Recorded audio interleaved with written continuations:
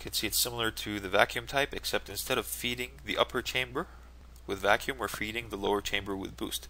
So rather than sucking the air out of this top chamber and moving the diaphragm upwards to open this valve, we're injecting air through boost into this lower chamber and pushing the diaphragm upwards to move this mechanism. A typical example of this kind of actuator and this kind of valve would be an internal wastegate on a regular turbocharger. In the internal wastegate, boost is always trying to push the flapper door in your turbine housing open, and the only thing holding that flapper door closed is the spring tension inside your actuator. Once you have enough boost, a preset boost level, on applying force on your diaphragm inside the actuator, that compresses the spring and that moves the actuator rod upwards. And when those two move upwards, your flapper door starts to open up, allowing air to flow around your turbine housing through your wastegate and into your exhaust, into your downpipe away from your exhaust manifold. So this is a typical pull style valve. The merit of this design is that it's really simple. The downside of this design is that under high boost applications, you'll actually see a problem with high boost cars dropping boost at higher RPMs, because there's so much back pressure in the exhaust manifold in the turbine housing that back pressure pushes the flapper door open, as you can see, and that allows some air to leak around the turbocharger, preventing it from hitting peak boost. So if you have a small turbocharger and you're trying to max out the boost of those turbochargers, for example, you have I've seen this done on a 3000 GT twin turbo. The guy put race gas in the car and was trying to max out the stock turbos. The turbos would spike at low RPMs, couldn't hold boost at high RPMs because the flapper doors were opening. What he did was he applied a constant vacuum to the lower chamber in the stock blow-off valve, in the stock wastegate, and that vacuum helped hold this shut against the boost to maintain all the air flowing through the turbine rather than flowing through the wastegate, and that gave him a 6 pound of boost increase in the higher RPM range from preventing those wastegate flapper doors from opening from exhaust back pressure. So this is our pull style boost actuated valve, and like I said, it's pretty typical on turbochargers with an internal wastegate, but it has the problem of opening under high boost conditions. If we look at a better design, which they call a racegate wastegate, this is a design that's used on race applications, where you're going to have a lot of exhaust back pressure because you're going to use a restrictive turbine housing, probably trying to get quick spool on a high boost car such as an autocross or a rallycross car. You're going to want that early spool for good torque. You're going to use a slightly restrictive turbine. You're going to have a lot of exhaust back pressure. You're also going to have a high peak boost setting because it's a race car, and you're going to need to make 300 or 400 horsepower depending on your race class. So what they're going to do here is we're going to again switch the location of the spring from the top of the diaphragm to the bottom of the diaphragm, and we're also going to switch the design of our sealing valve from a plunger to a cap. So instead of having a plunger pushing down against the seal, we have a cap being pressed into the top seal. And now, no matter how much boost pressure or how much exhaust manifold pressure or how much air pressure, depending on where you mount this kind of valve, no matter how much pressure you have here on the bottom of the cap will always get pressed into its seal, and that'll help it seal better. It'll never leak. And then when you want this to open under boost pressure, you have your boost source flowing into the top chamber. That'll fill this part with air. It'll start to expand the air out. It'll push the diaphragm down against the spring pressure and against the boost pressure, and it'll move our cap away from its seal, and it'll start to allow air to flow in through the sides. Of course, similar to the push style vacuum operated valve, the key to designing a valve like this that works properly is to have a diaphragm that has a big enough area to where the boost multiplied by this area gives you enough force to overcome both the spring tension and the exhaust manifold back pressure multiplied into your cap area. And if you work the math for those, the force from your back pressure plus the force from the spring tension has to be less than your operating boost pressure.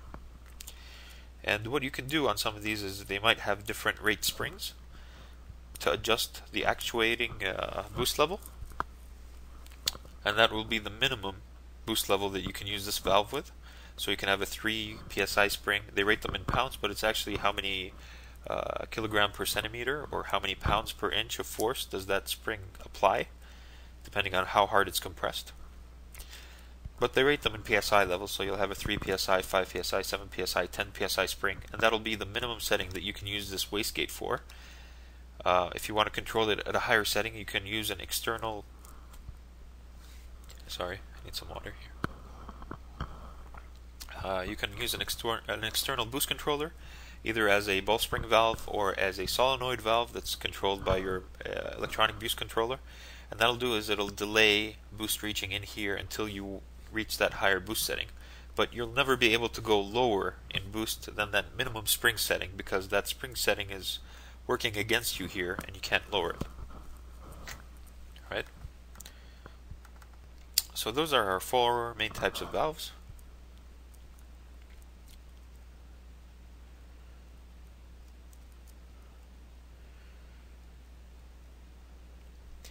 What we're going to do now is look at 3 ways to use some of these ideas to bypass a supercharger in a Twincharged application once that supercharger has reached our target boost level. Now, the first way to do that is to use a wastegate on your intake system. And I know people don't think about it this way, but if you think about it, a wastegate, especially if we're talking about a race gate like this, if this is the outlet of your supercharger right here, that boost pressure is going to be always holding this bypass valve shut. So this side right here on the bottom, this is the outlet of your supercharger. This side feeds into the inlet of your supercharger. So when this valve opens, it bypasses your supercharger by allowing air to flow from your turbocharger, basically, bypassing the supercharger, going through here, and feeding all the way directly to the outlet of the supercharger, which would be your intake manifold. So no matter how much boost is in that side after the supercharger, this will stay sealed until you have enough boost in your intake manifold to open this valve up. And so if you use a wastegate and you have the proper calculations for how much boost you're going to have after your turbocharger, which will be this side of the valve, and how much boost you're going to have after compounding that boost in the supercharger, which will be this side of the valve. If you subtract those 2 boost levels and you do a little bit of math, you can figure out what your minimum actuation point will be using a wastegate as your bypass valve for your Twincharged application. And wastegates are really cheap, and you can buy them everywhere, and they come in different sizes: 35mm, 45mm, 50, 60, even 70mm wastegates. So it could be a good idea to buy a wastegate with the proper spring tension in it to use it as your supercharger bypass, especially if that wastegate is, like I said, a push style where the cap will not leak under boost. Because when we're talking about Twincharged applications, you're compounding the boost, and so these are going to be high boost applications on most cars.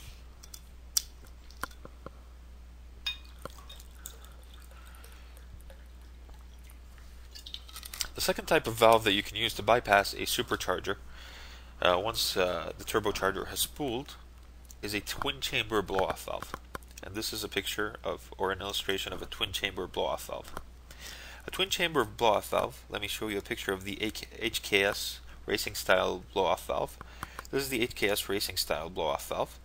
You can see here the top adjustment screw to adjust your spring preload. You can see here the top vent that you can feed with vacuum. You can see the bottom vent to the bottom chamber that you can feed with boost.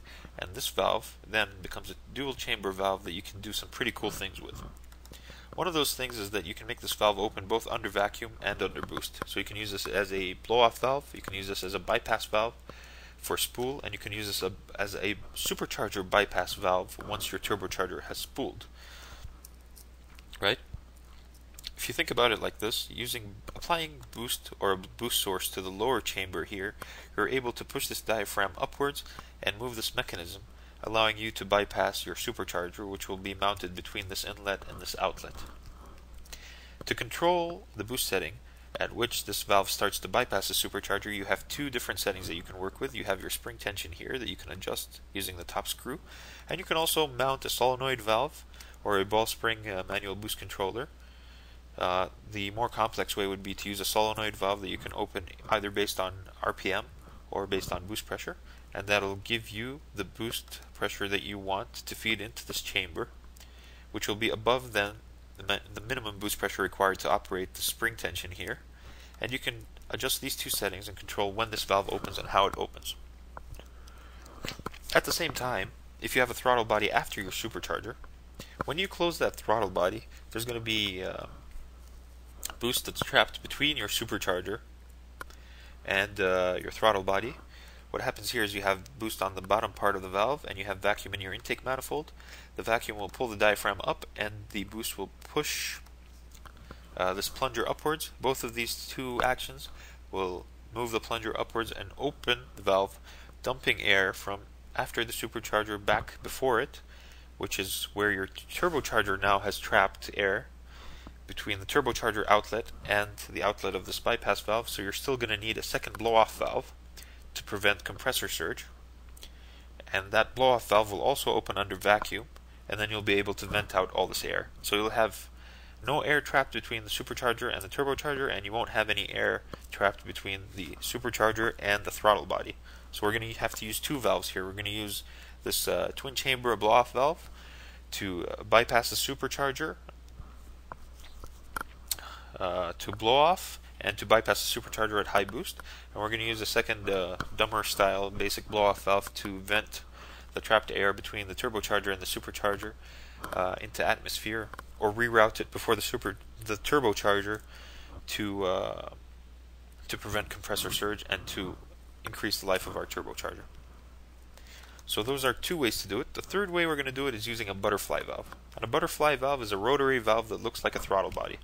If you look at the throttle plate inside the throttle body, the throttle plate rotates, opening that airflow path and closing it.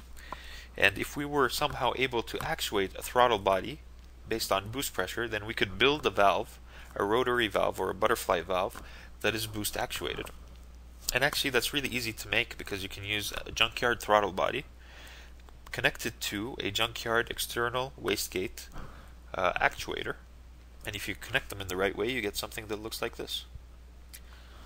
This is the sound performance exhaust bypass. They use this on the exhaust side of the car to bypass your exhaust system, your catalytic converter, your mufflers, to increase your performance. But you can use this as a supercharger bypass valve, because basically what it is, it's a boost operated dump valve.